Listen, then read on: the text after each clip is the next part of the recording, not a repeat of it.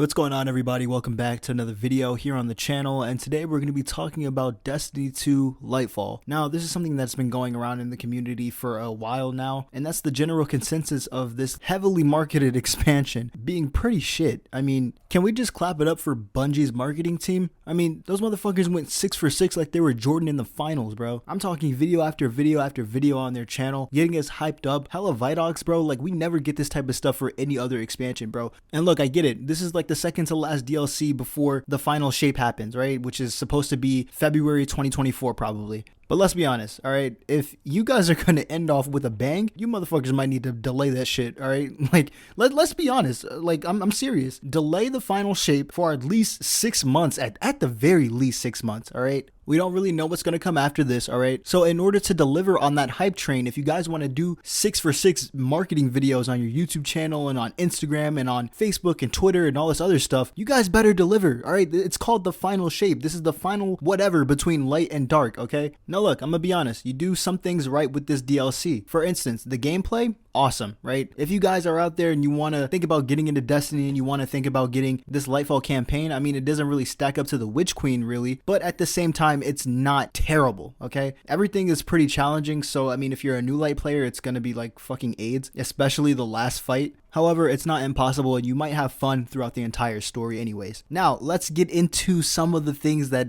you know, kind of ticked me off on the first day, all right, on launch day. For example, the fucking LFG went down completely and I wasn't even able to use it at all. Nobody was able to use it. I'd honestly venture to say that maybe 60 to 40% of the actual community uses LFG for things like Nightfall strikes and Gambit and whatnot. And especially when you have something like, oh, I don't know, the legendary campaign, which pretty much everybody and their damn mom is doing. I don't understand why you couldn't have that fixed day one. Everybody's doing that, which means that about 60% of the community is gonna want some help if they don't have friends. Now, let's be honest. Us as Destiny players, we don't have fucking friends. Are you kidding me? Or at least I don't. I mean, look, not everybody's a streamer that can just have hundreds of people in their chat wanting to play with them on stream, on camera, at any given moment, all right? A good majority of us, if not most of us, are usually playing solo or with like 3 other people. So is it really wrong to want the most important feature of that app working? Damn it, I would have even settled for the Guardian section of that app to be down instead of the Fireteam section. I mean, come on, dude. That literally delayed my progress the entire day. I had to use methods that I didn't even know existed, bro. Like, did you know that there's a Reddit for Destiny LFG that leads to a Discord that nobody fucking uses? Yeah, me either, until yesterday.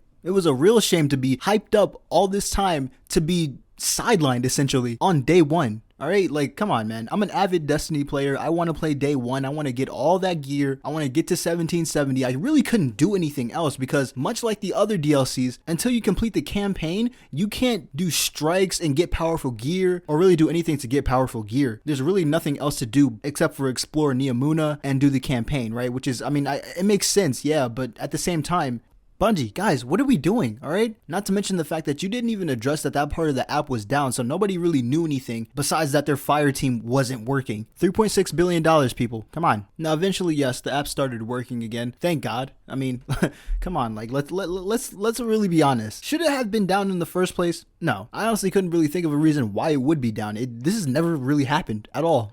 Like, the entire app has been down before, yeah, but that hasn't been during a major expansion like this. Anyways, moving on. Strand. This is the new super that we get, another darkness-based subclass ability, and honestly, everybody was really excited to use it, alright? But when we finally got our hands on it, it ended up being kind of mid. Now, of course, it was really fun to, you know, chain grapple with other people who are playing the subclass at the same time, and, you know, you can do a lot of cool things with it. I think it's also pretty cool that we have strand guns and, you know, there's strand shields on enemies. That's pretty cool. But the way it's introduced in the story or the way it's interacted with our Guardian in the story, it just kind of really takes away from the entire main focus, which is essentially the Witness is here. You know, we finally get to see him in action, which, by the way, we got to see like more of his power.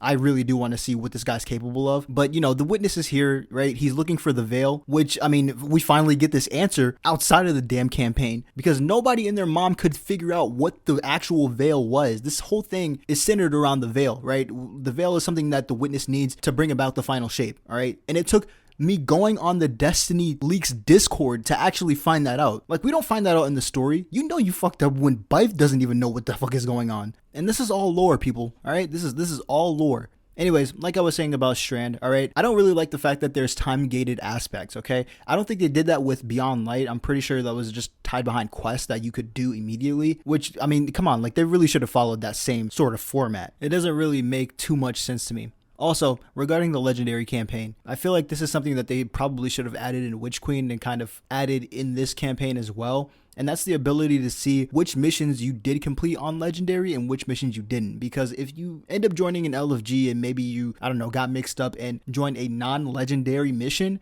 then you kind of get screwed out of 1770 gear. This is kind of something that I'm kind of like trying to fix right now. I don't know exactly what mission I played and, you know, it just so happened to be not on Legendary. But yeah, I don't know if this is like a bug or something, or maybe it's just something on my part. I'm still trying to figure it out. But if I go through the entire campaign again and I still get no 1770 gear, fuck you, Bungie, seriously. But anyways, guys, that's going to be it for me today. I just wanted to come on here and ramble about the new DLC. But yeah, hope you enjoyed. If you did, hit that like button. If you want more content similar to this, hit that subscribe button. I'll see you guys in the next one. Sub up, stay safe, and peace.